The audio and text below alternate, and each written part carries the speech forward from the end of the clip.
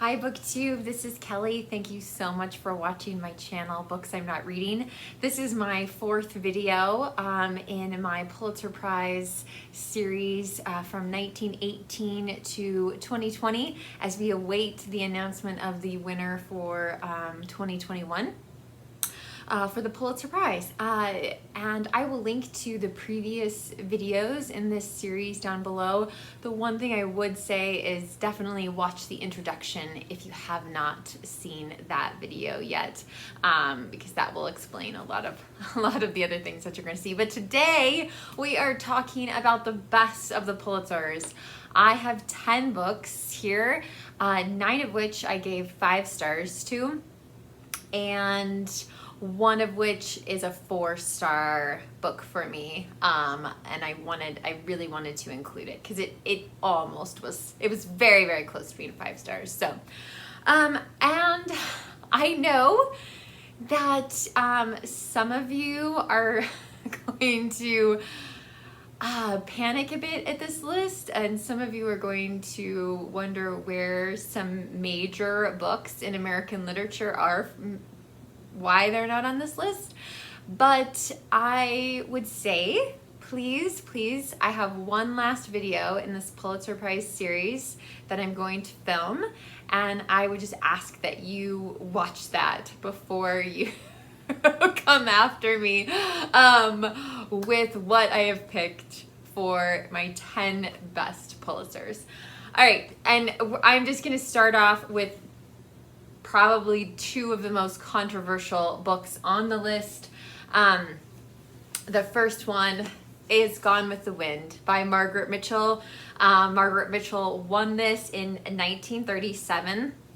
One of the things that's fascinating as your channel grows is that you can talk about a book over and over again as a small booktuber, and then suddenly when you kind of are in maybe a slightly bigger pond of booktubers, like, people will start to talk to you about these books that you've talked about so much and heard nothing. And the last time I brought up this video, there was kind of a flurry in the comment section about how Gone with the Wind is racist. Now, when I read Gone with the Wind, it was 2006, and Jason and I were moving to Montana.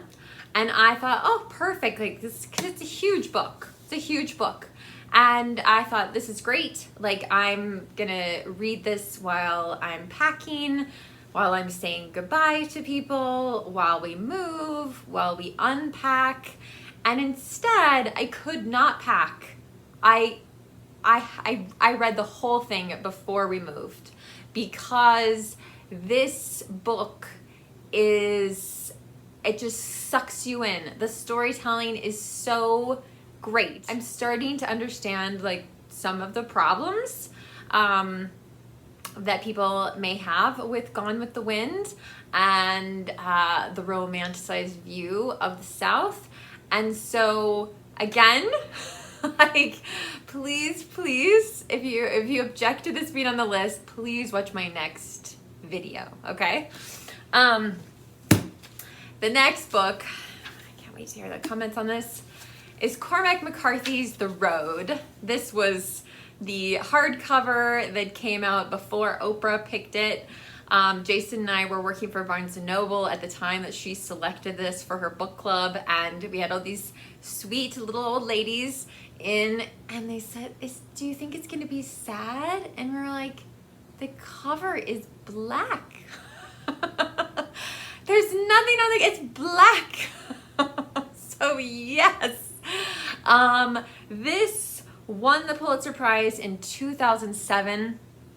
And again, it was one of those books that until I was part of BookTube, I did not know that there was so much controversy around it. But I'm telling you, those of you who think it's dude bro, I still don't really understand what dude bro is anyway, but this book is going to be a classic. It's going to last a very long time, and at some point it will be reprinted in, you know, a Penguin Classic or something along those lines. I feel completely confident in that.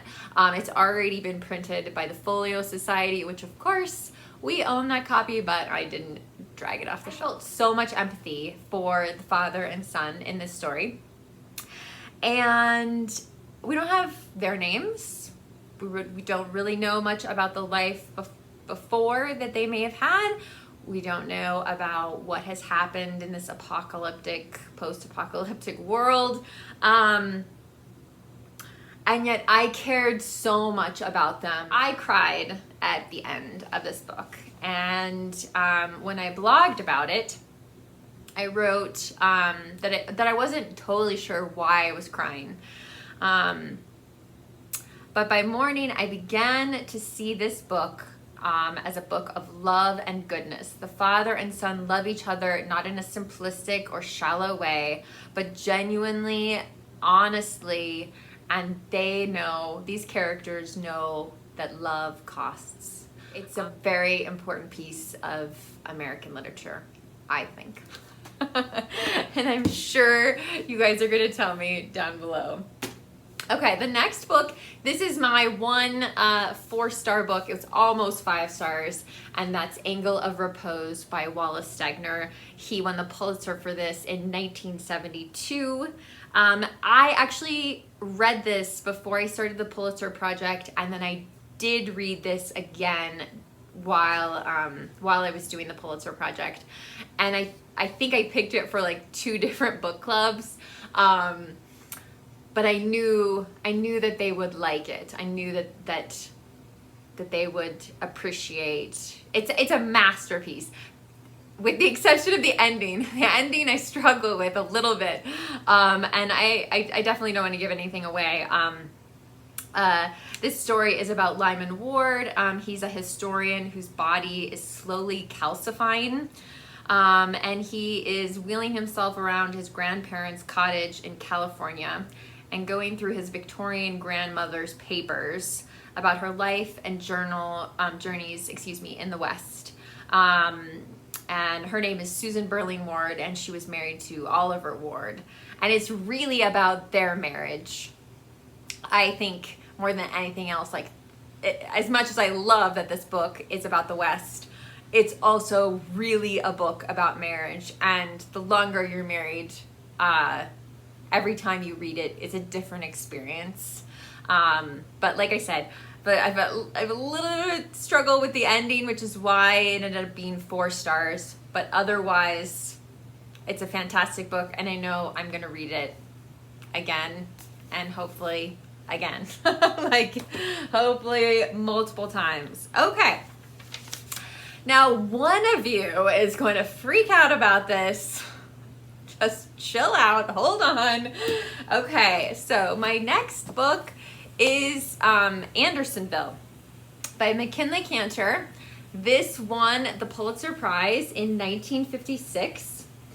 And I did not know anything about Andersonville before I read this. Andersonville was a prisoner of war camp in Georgia during the Civil War, and it's also about some of the people who live near the prison. It's not just about the prisoners, I guess is what I'm trying to say. It's also about the people guarding them and the people who live around the area. And he does such an amazing job of showing you different perspectives of these people. Again, characters are not just like two-dimensional. They're fully realized, and again, I mean, it's a big book, but this is one of the books that I wish I saw more people talking about on BookTube. I loved this book. This was one of the books that I was able to persuade my dad to read when I was doing the Pulitzer Project. Now, one of you know who you are, would say, no, not Andersonville, The Killer Angels by Michael Shara. This won the Pulitzer Prize in 1975. And yes, you know what, if you're not really familiar with the Civil War, or if you're looking for something that's not quite as daunting, yeah, this is a great book. Don't get me wrong. I think I read The Killer Angels in a day and a half. It's about the Battle of Gettysburg. And I did learn a lot. But it's not a 5-star book for me. It's a 4-star book. This is a 5-star book, and like I said, I really wish more people would pick this one up. Okay, the next one is Gilead by Marilynne Robinson. She won the Pulitzer Prize in 2005 for this. I can't really believe that she hasn't won the Pulitzer Prize twice. No woman has won the Pulitzer Prize for fiction twice. My book club, my Pulitzer Prize winning book club, we read Gilead. And some people were really nervous that it was going to be too sad. But one of the members of my book club said that it prompted her to call her son and say the words that the pastor who is dying, he's writing a letter to his son, and the pastor in this book told his son that he's God's miracle, and the person in my book club said the same words to her son. And I thought that was so powerful. You know, that a novel could prompt someone to reach out to someone and basically like hold it open and read from this book and say it to someone she loved, and was, you know, their relationship was a little bit rough at the time that we read this. This is a very quiet, it's very, I mean, even though it's not very long, it's a book that is very reflective. And this is not like you read it in an afternoon kind of book. Like, you need to sort of absorb the incredible siren song of Marilynne Robinson's voice that comes through this book. So I will say also my book club, because it's about a pastor, there's some humor in here about, you know, different parts of the Protestant church and Presbyterians and Congregationalists and things like that. And my book club got a huge kick out of all of that kind of church humor, but that's not really what it's about. So anyway, highly recommend this. And I do feel like Marilynne Robinson is pretty beloved on BookTube, which is really great. The next one, again, from the beginning, I have been talking about this book on my channel. This is maybe my #1 book of the Pulitzer Prize winners for fiction or the novel that I wish was more accessible, that more people had read it. This is Now in November by Josephine Winslow Johnson, and she won the Pulitzer Prize in 1935 for the story of parents and 3 daughters who have a farm during the Dust Bowl and the Great Depression. It's obscure, it's incredibly hard to find. This is the UK copy, but it is a masterpiece. I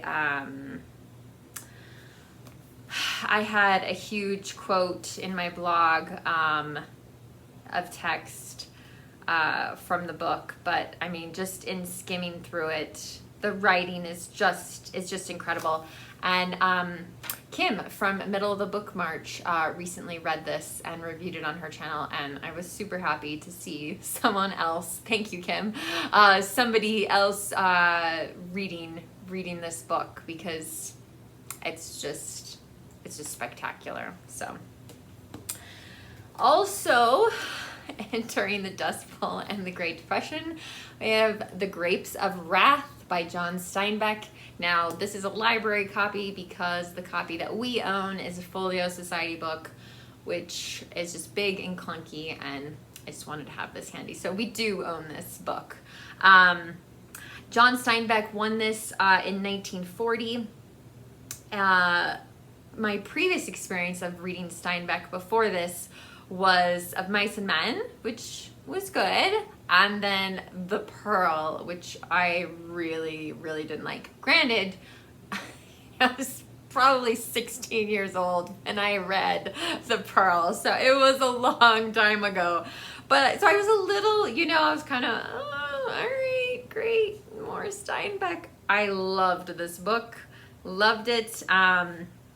This is the story of the Joads, but it's also the story of what's happening with all displaced Americans during this period. There is harsh dialect that contrasts with Steinbeck's poetic writing. It was another book that I didn't care just about the Joads. I cared about everyone. I also think this definitely has one of the most powerful endings of any book I've ever read. Such an honest and powerful book, and a tremendous reading experience as well. Now, I know there's kind of like a camp Grapes of Wrath and a camp East of Eden. I do plan on reading East of Eden later this year, so I'm looking forward to that. Okay, next book is The Hours by Michael Cunningham, who won the Pulitzer Prize in 1999.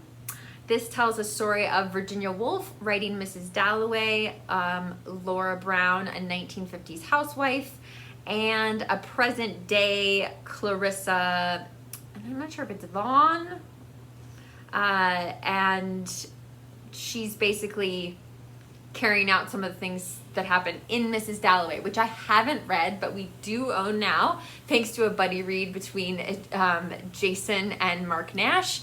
Yeah, so I'd kind of like to read Mrs. Dalloway and then read this. The reason why I gave this book 5 stars is I love the way that it's talking about like art, how art speaks to each other. Does that make sense? Like how some art is in conversation with another form of art. And I do think that reading Miss Dalloway will make reading The Hours a richer experience. But there's so many layers and there's so much going on, and I've just never, in the whole Pulitzer project, there was never anything quite like The Hours. So I really, really enjoyed it. So this is the only short story collection that is on my top 10. There are many short story collections among the Pulitzer Prizes, and I think it's hard to find one that's really 5 stars, that's consistently good throughout. But the stories of John Cheever were just phenomenal. So John Cheever won the Pulitzer Prize for this book in 1979. It's largely about middle-class Americans living in the suburbs. But there was something about these stories, they had kind of an edge to them. There was something dark, something not quite right in the ordinariness of their lives.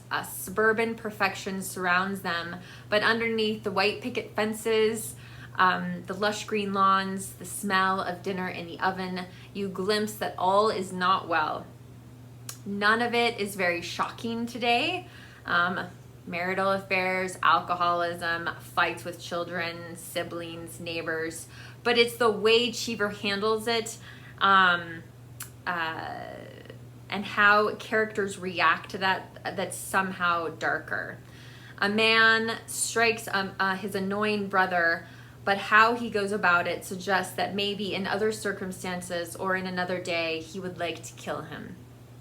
And that's what I wrote in my blog about this. So again, there are some fantastic short story collections among the Pulitzer Prize winners, but I would say this is the best one. The final book, and again, these books are not ranked, but the final book is The Nickel Boys by Colson Whitehead, who is one of 4 men to have won the Pulitzer Prize twice, and he's the only African American to have won the prize twice. Now, this follows 2 young men at a school called the Nickel Academy, which is based on a real school. There are schools in the South for, troubled youth, for whatever. But there would be a white school and a black school, and the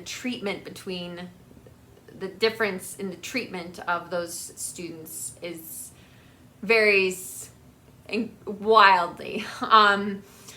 And I think what happened was, like, someone found a mass grave near one of these schools, and that really started to pull it to light.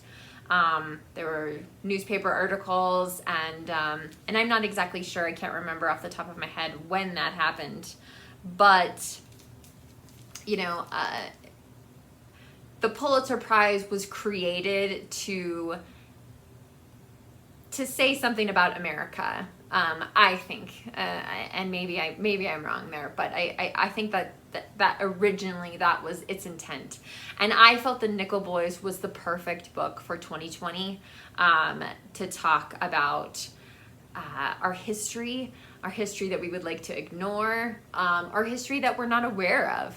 I thought this was a lightning rod last year in the midst of Black Lives Matters, and just a great way for a lot of people to start talking, to start a conversation about this. So I don't own this one yet, but I'm sure I will in the future.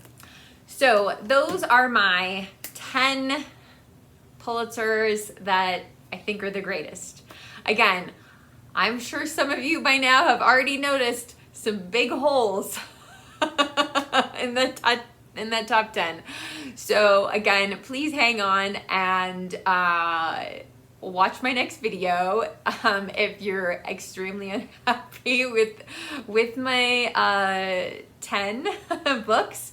But yeah, if you've read any of these books, or if any of these books are in your TBR, yeah, like, I'd love to hear about that, things you really want to read. But please watch my final video in this Pulitzer series, which will be up before long. Book 2, remember to be kind to yourself, be kind to others. And I look forward to engaging in the conversation with you down below in the comments section. Thank you so much for watching. I will talk to you soon. Bye.